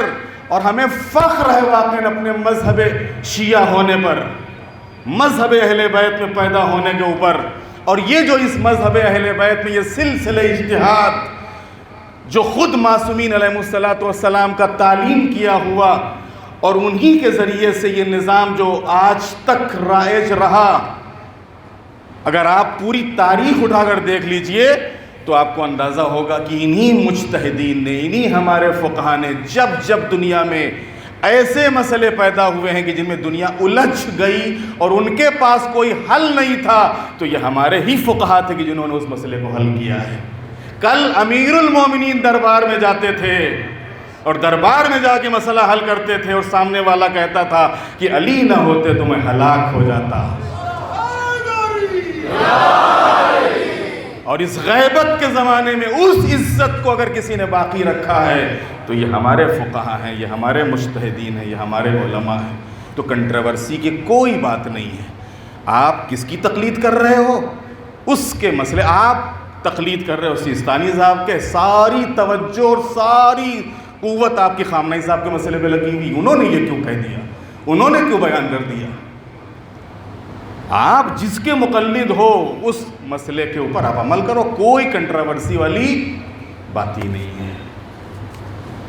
السلام علیکم السلام. شادی کے متعلق ہے کہ جب نکاح ہوتا ہے تو اس کے بعد دلہن ہے وہ گھونگھٹ لگا کے بیٹھی رہتی ہے. جب دلہا وہاں نہ جائے تب تو وہ دلہن گھونگھٹ بھی نکالتی ہے. تو ایسا کوئی شریعت میں یا پھر حدیث میں اور ہلدی کا جو رکھتے ہیں پروگرام ویسا کوئی شریعت میں یا کوئی؟ 2 سوال ہو گئے آپ کے. اس کو بولتے ہیں منہ دکھائی, کچھ جگہوں پہ کہتے ہیں رونمائی, اور کچھ جگہوں پہ کہتے ہیں عارضی مصحف. یہ سب ہماری بنائی ہوئی رسمیں, ہماری بنائی ہوئی چیزیں ہیں, ہماری بنائی ہوئی باتیں ہیں. اس کا شریعت سے, اسلام سے, قرآن سے کوئی ربط نہیں, کوئی لینا دینا نہیں. کیا ضرورت ہے کہ تم نکاح کے فوراً بعد, ارے پوری زندگی تم کو دیکھنا ہی ہے.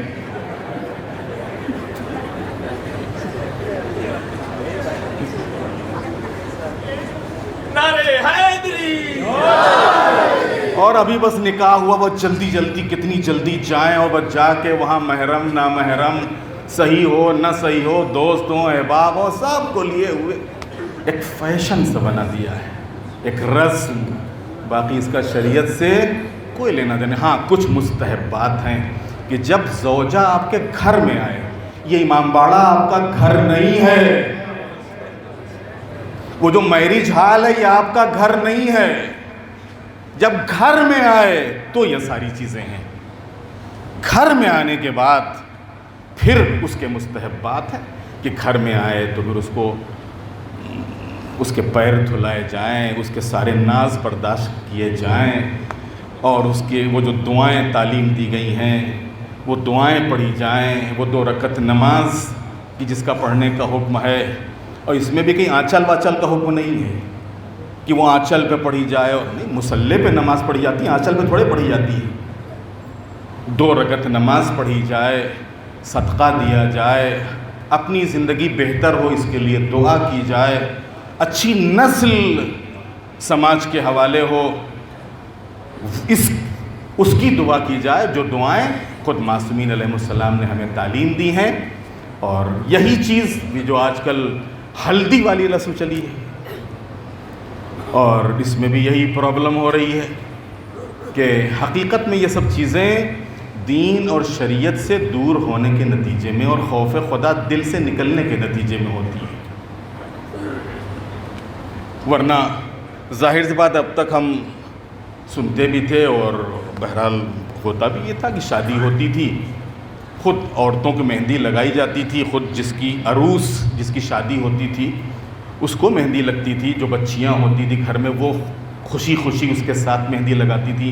مہندی لگانے والیاں بلائی جاتی تھیں, آتی تھیں. گھر کے اندر سب یہ کام سپریٹ ہوتا تھا, یہ چوراہے پہ نہیں ہوتا تھا, یہ کیمرے کے سامنے نہیں ہوتا تھا.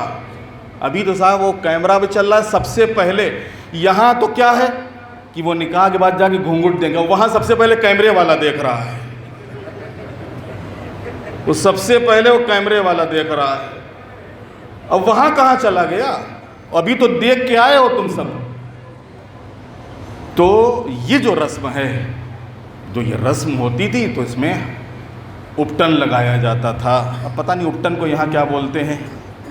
اپٹن پہلے خوشبو جیسی چیز ہوتی تھی جو خواتین اپنے جسم کے اوپر ملتی تھیں, اس سے جسم کی جو کھال ہوتی تھی, جلد ہو جاتی تھی, نرم ہو جاتی تھی, خوشبو آتی تھی, اس سے مہندی لگائی جاتی تھی, اپٹن لگایا جاتا تھا. لیکن یہ سب کام پردے میں ہوتے تھے.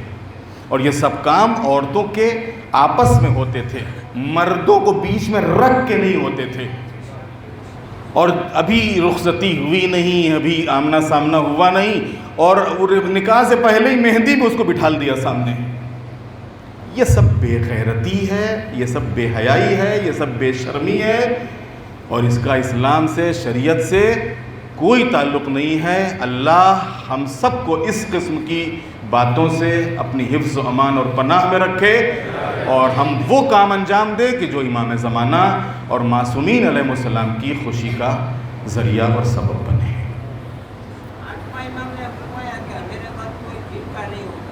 ہاں، ہمارے بعد کوئی فرقہ نہیں ہوگا؟ یہ کہاں بتایا؟ ابھی تک فرقے بن رہے ہیں؟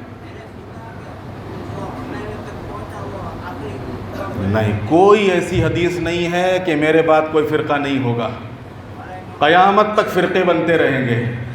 تم کس فرقے میں ہو وہ صحیح رکھو. علیکم السلام. معصومین کی حدیث ہے کہ سارے عمل کا دار و مدار نماز ہے، تو نماز قبول تو سارے عمل قبول.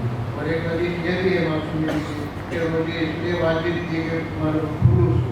اور قرآن میں بات نماز کے لیے بہت جگہ ہے. وہ مومن سفر ہو گئے کہ بھائی جو نماز میں کرتے وہ نماز کی عبادت کرتے. تو ہم لوگ ماہ محرم، ماہ رمضان وہ آزاد آئی عبادت کا مہینہ ہے، تو اسی مہینے میں جو ہماری مغرب عشاء کی نماز ہوتی ہے جلدی جلدی کیوں ہوتی ہے؟ ہاں، احسنت، جزاک اللہ. ماہ مبارک رمضان میں مولانا اپنی مرضی سے جلدی جلدی نہیں پڑھتے ہیں. خود معصوم نے فرمایا ہے کہ جلدی کرو، تو ہم جلدی کرتے ہیں. خود معصوم نے فرمایا ہے کہ اگر لوگ افطار کا انتظار کر رہے ہوں تو نماز میں جلدی کرو، جلدی کرو نماز میں، تاکہ وہ جو لوگ کچھ بوڑھے ہیں، کچھ مریض ہیں، کچھ نوجوان ہیں، کچھ بچے ہیں، شاید ان کو وہ 10 منٹ ہی بھاری پڑتے ہوں بیچاروں کو.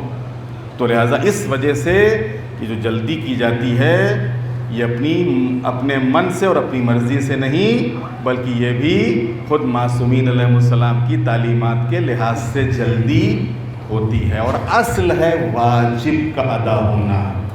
باقی مستحبات کے لیے آپ پوری رات بیٹھے رہو، چاہے وہ محرم ہو یا رمضان ہو.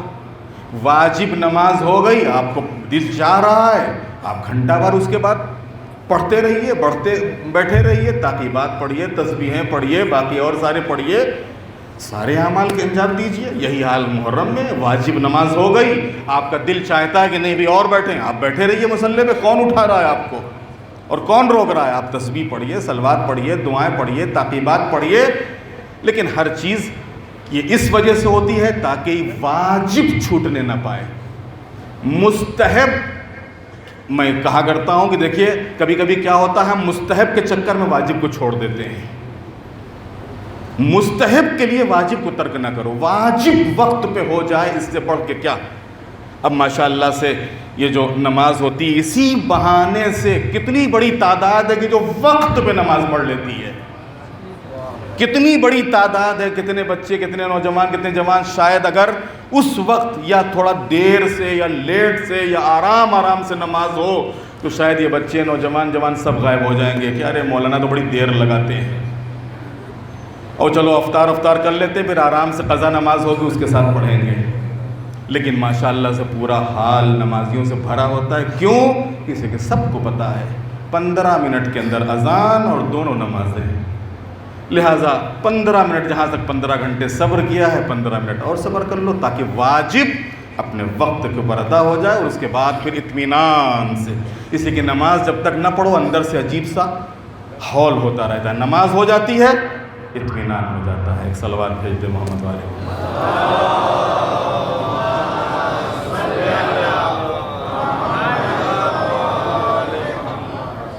علیکم السلام.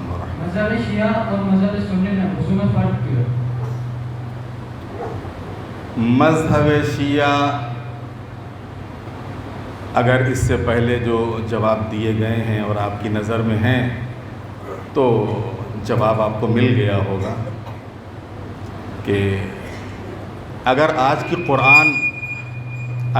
کی قرآن والی گفتگو آپ کے نظر میں ہے، جو میں نے پہلے ابھی قرآن سے متعلق گفتگو کی، کہ اگر ظاہری معنی لوگے تو یہی حال ہوگا. اچھا، جہاں ظاہری معنی لینا ہے وہاں ظاہری معنی لیے نہیں. جہاں ظاہری معنی لینا ہے وہاں ظاہری معنی نہیں لیے. قرآن میں مجید میں کیا ہے؟ اِلَى الْمَرَافِقِ، تم ہاتھ دھلو کوہنی سے انگلی تک.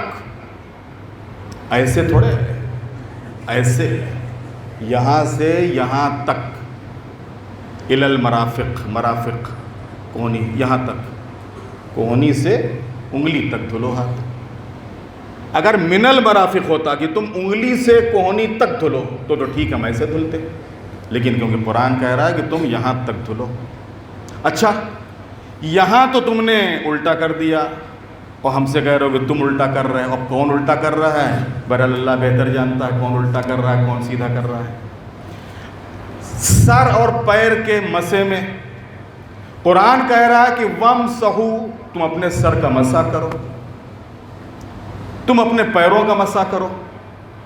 قرآن کے لحاظ سے کہا کہ سر کا تو مسح کر لیا، سر کا تو مسح ہو گیا. اچھا، وہ سر کا مسح ہوا تو پیر کا مسح کیوں نہیں کیا؟ مسح کو دھل کیوں رہے ہو؟ جو لفظ سر کے لیے آیا ہے وہی پیر کے لیے آیا ہے کہ تم سر اور پیر کا مسح کرو. قرآن مجید میں دھلنے کا لفظ نہیں ہے، دونوں کے لیے مسح ہے. آپ سر کا مسح کر رہے ہو، پیر دھل رہے ہو، تو اگر سر کا مسح کیا تو پیروں کا بھی مسح کرو. تو کیوں کہ قرآن مجید میں اللہ تعالیٰ نے جس طریقے سے وضو کا طریقہ بتایا اور معصومین علیہم السلام کا یہی وضو کا طریقہ رہا، اور معصومین علیہم السلام کا جو طریقہ تھا وہی رسول اللہ کا طریقہ تھا. صلو کما رأیتمونی اصلی، نماز ایسے پڑھو جیسے میں پڑھتا ہوں. تو جیسے رسول اللہ نماز پڑھتے تھے ویسے معصومین پڑھتے تھے، جیسے وہ وضو کرتے تھے ویسے معصومین کرتے تھے، جیسے معصومین کرتے تھے ویسے ہم کر رہے ہیں. اور یہی چیز ہمارے فقہا نے اجتہاد کے ذریعے سے ثابت کی ہے کہ یہ جو وضو ہے یہی وہ وضو ہے کہ جو رسول اللہ کا وضو تھا، جو ائمہ اطہار کا وضو تھا. اس وجہ سے قرآن کے ایک لفظ کو لے کے اس کے معنی میں فرق کر کے وضو کا طریقہ بدل گیا. کچھ نے کہا ایسے، کچھ نے کہا ایسے. علیکم السلام. میرا سوال یہ ہے جی، کہ روایت میں کہ وضو کے ساتھ اگر آپ نماز نہیں پڑھ سکتے تو پہلے افطار کریں اور اس کے بعد نماز پڑھیں. تو یہ کئی لوگ ایسے ہیں کہ جو وضو نہیں رکھ سکتے تو پہلے افطار کریں. کیا گارنٹی ہے کہ آپ افطار کر کے بھی خضوع خشوع رکھ پائیں گے؟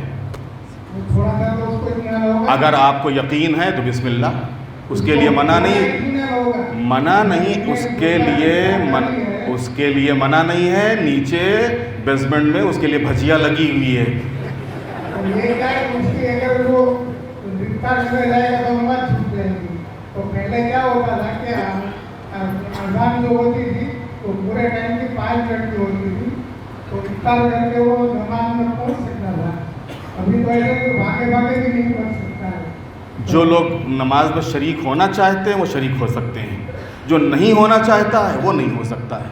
اور وہ ایسا بھی ہے کہ اذان جو ہے وہ جو خوش آواز سے دے سکتا ہے، جو مخرج سے دے سکتا ہے. پورے بھاؤنگر میں کوئی خوش آواز والا ہو تو لائیے اس کو کہ یہ خوش آواز والا ہے. جتنے بھی لوگ اذان دیتے ہیں، میں یہی کہہ رہا ہوں، میں یہی عرض کر رہا ہوں آپ سے کہ پورے بھاؤنگر میں کوئی صحیح مخرج سے اذان دینے والا، صحیح لہن سے اذان دینے والا ہو تو اس کو لائیے کہ اور جماعت کو بتائیے کہ آج سے یہ اذان دیں گے. کوئی منع نہیں کیے، کوئی روک ٹوک نہیں ہے، اور ظاہر سی بات ہے اذان دینے کے لیے. لیکن جب کوئی نہیں ہے تو کچھ نہ ہونے سے تو ہاں ہی بہتر ہے. اس سے جو اچھا ہے وہ دے سکتا ہے. کون؟ مخرج سے نہیں سکتا ہے، وہ نہیں سکتا. بالکل، تو وہی تو آئے تو وہ آگے لائے تو اس کو آگے. جو مخرج کسی کو علم غیب تھوڑے کس کے پاس مخرج ہے اور کسی کے پاس لہن ہے. جو آتا ہے اس کو یہ بولا جاتا ہے کہ آپ 2 منٹ ترجمہ کرنا ہے، تو یہ تو کہاں سے کر سکتا ہے. آپ آرام سے دیجئے، کوئی کسی کے اوپر جبر نہیں ہے، کوئی زبردستی نہیں ہے. آپ اپنے لحاظ سے آپ کو جو اذان دینا ہے آپ آرام سے اذان دیجئے. اذان دینے کے بعد اگر ہاں کبھی مولانا نے آپ سے کہا ہو کہ آج تم نے اذان بہت وہ ایسی دے دی، شکریہ جی، تو آپ اذان دیجئے. اب آپ آرام سے آئیے، اپنے لحاظ سے اذان دینا ہے آپ دیجئے. اور باقی مجمع میں سے اس نے کچھ کہہ دیا، اس نے کچھ کہہ دیا، یہاں سے کچھ کہہ دیا، وہاں سے کچھ کہہ دیا، تو اس کا کوئی اعتبار نہیں ہے. کوئی اذان دینا چاہتا ہے اذان دے، تم 2 نہیں 4 منٹ کے اذان دو، 5 منٹ کے اذان دو، اس میں کیا ہے.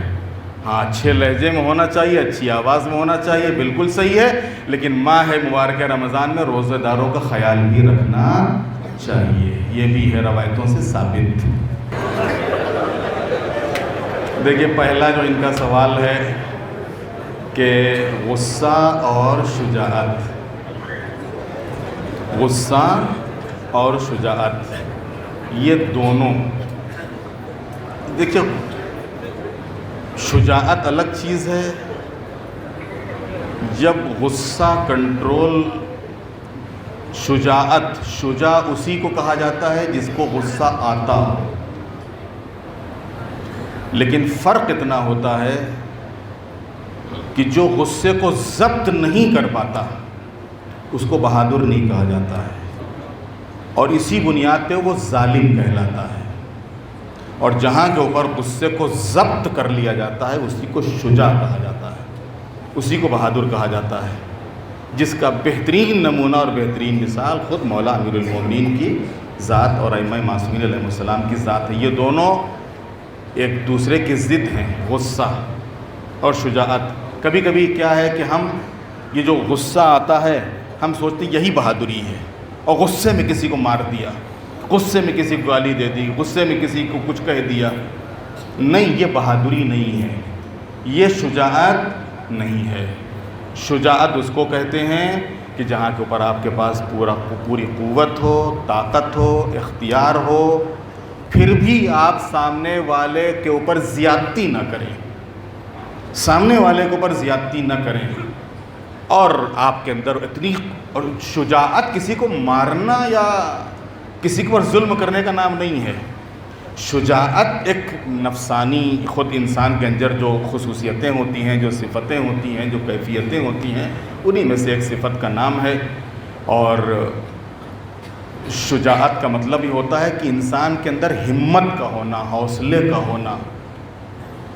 اور کبھی کبھی ہم باہر تو بڑے شجاع ہوتے ہیں، بہادر ہوتے ہیں، گھر کے اندر بزدل بن جاتے ہیں، اور اپنے بچوں کے سامنے بچوں سے کچھ کہنے کی ہمت نہیں پڑتی، اور بچوں کو روک نہیں پاتے ہیں، ٹوک نہیں پاتے ہیں، اپنے گھر والوں کو نہیں روک ٹوک پاتے ہیں. اس کا مطلب کہ ہمارے اندر شجاعت نہیں ہے. اگر شجاعت ہے تو پھر آپ ہمت کا مظاہرہ کرو، حوصلے کا مظاہرہ کرو. صحیح بات ہے، سچی بات ہے، حق بات ہے، کہنا چاہیے، بیان کرنا چاہیے، بسم اللہ، کوئی بھی سامنے ہو. یہ ہے شجاعت.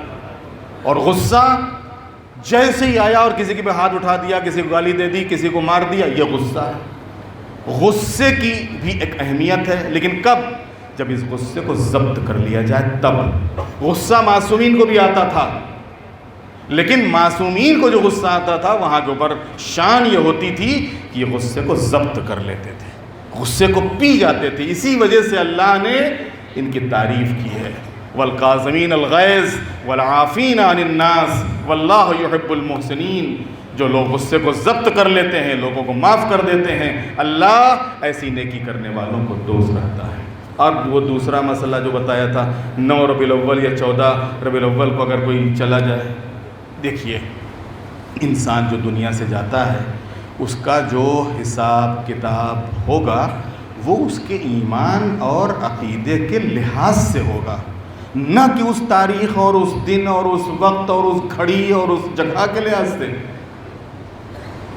ایک انسان، ہم کہتے ہیں کسی بھی ایسی جگہ کے اوپر جہاں کے اوپر انتقال کرتا ہے کہ جہاں کے اوپر اسلام کا دور دور تک پتہ ہی نہیں، تو کیا یہ مشرک مرے گا؟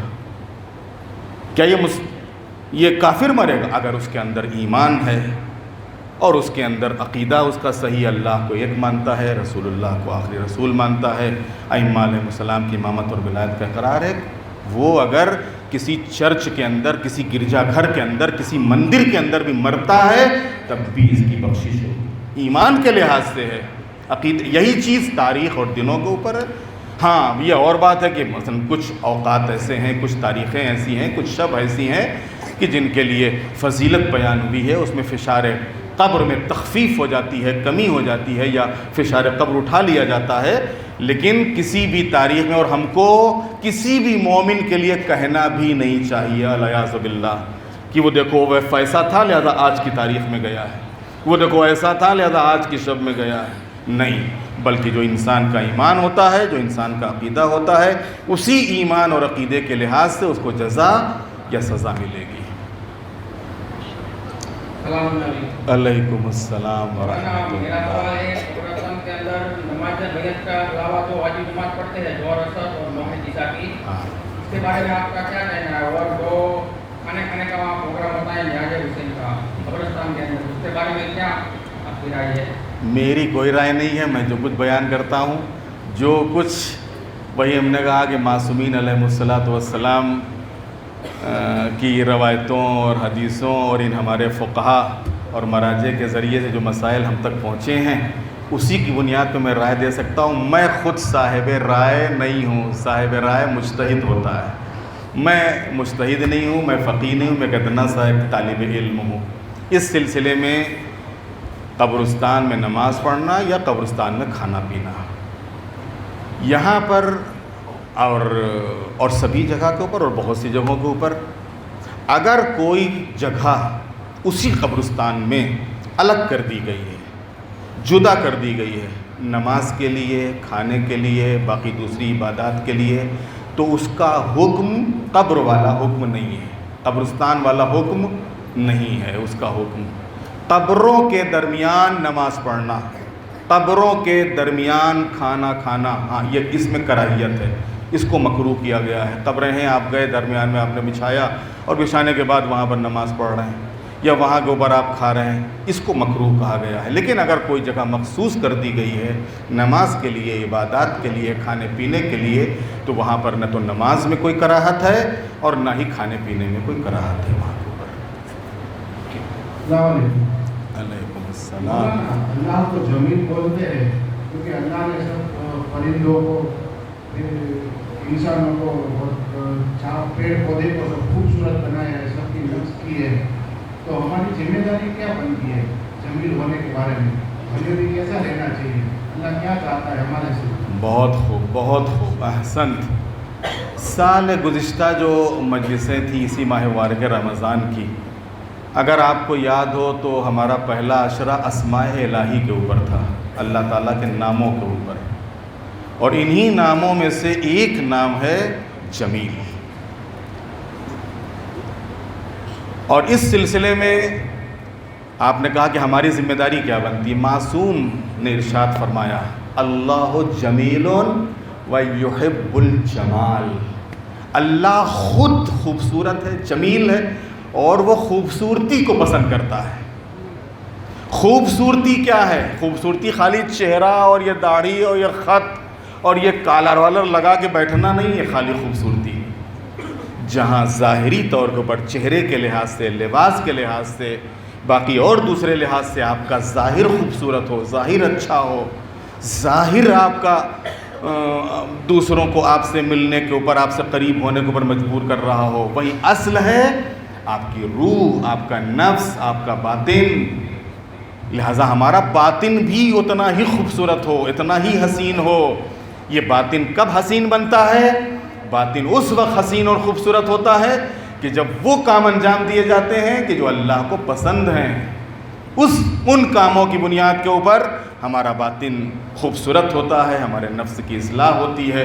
اور جب انسان وہ کام کرتا ہے کہ جو اللہ کو پسند نہیں ہے، اس کی وجہ سے ہمارا باطن خراب ہوتا ہے اور ہمارے اندر وہ جو جمال ہے وہ جاتا رہتا ہے، وہ رخصت ہوتا رہتا ہے، جس کی بنیاد کے اوپر خرابیاں اور برائیاں اس کی جگہ کے اوپر آ جاتی ہیں۔ تو ہم کو ہر لحاظ سے جو صفتیں اللہ تعالیٰ کی ہیں، خود ان صفتوں کو اپنے اندر جہاں تک ہو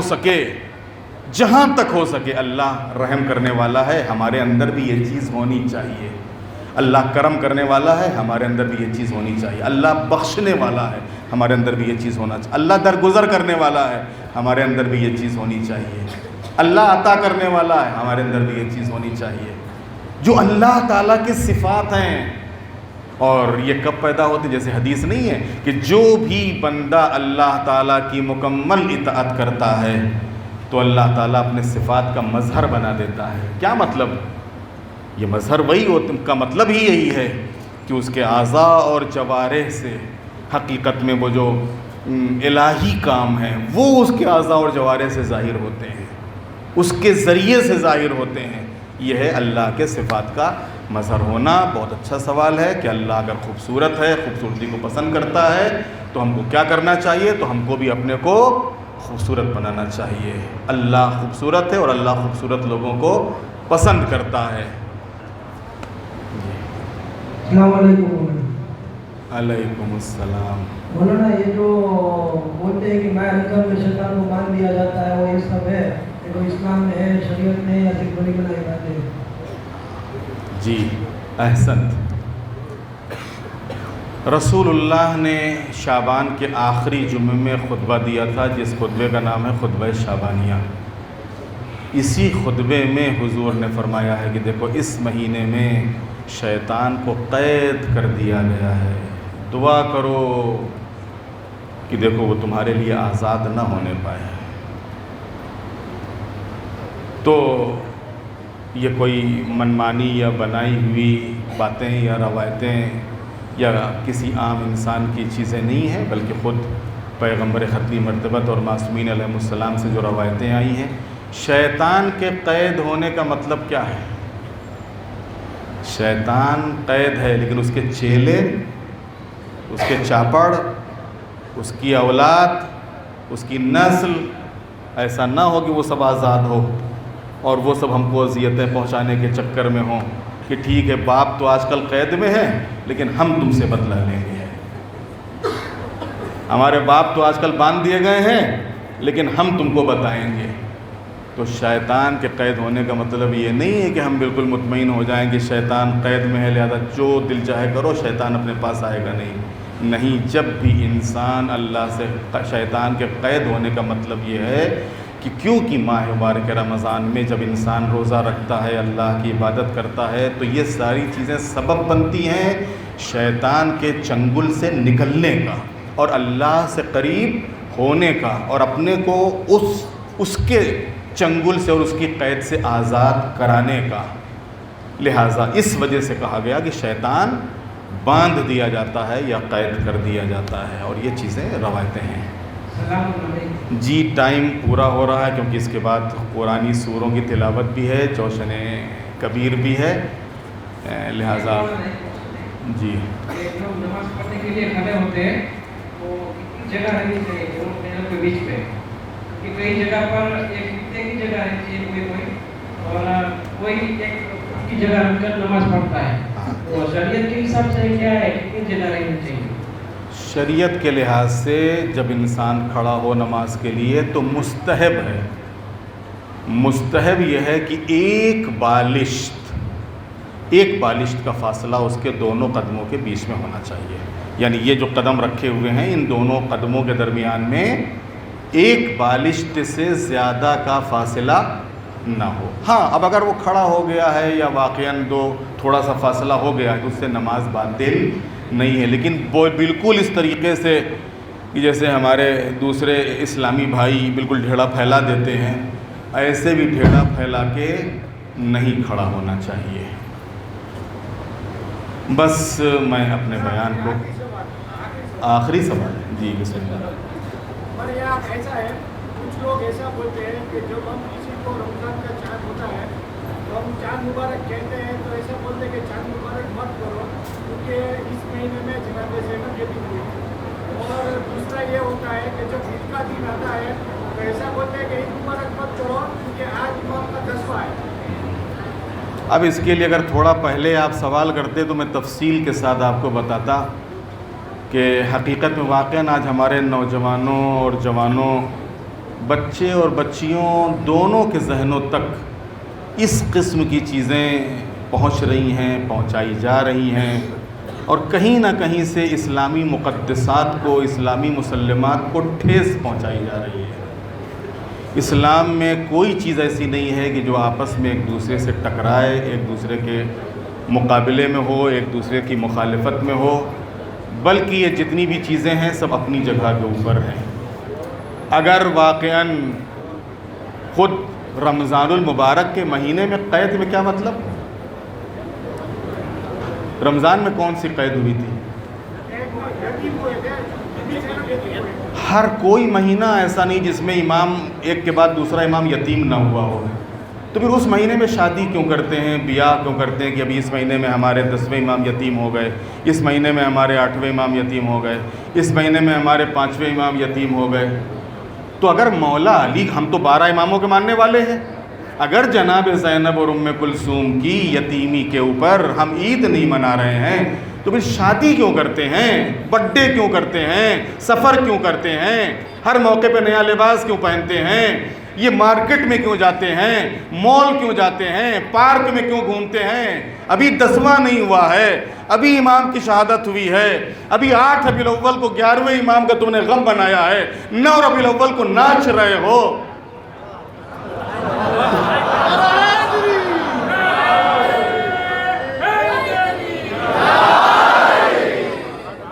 लिहाजा ये सब जहनों को भटकाने वाली बातें हैं कि जो आज हकीकत में हमारे मज़हब के दुश्मनों की तरफ से, मुखालिफों की तरफ से, और जाहिर उसकी मुश्किल क्या हुई कि हमने ज़ाकिरों को आलिम समझ लिया कि ये जो मिंबर पे आके बयान कर रहा है बस कुरान है, हदीस है, और इससे बस जो बयान कर दिया यही हुज्जत है।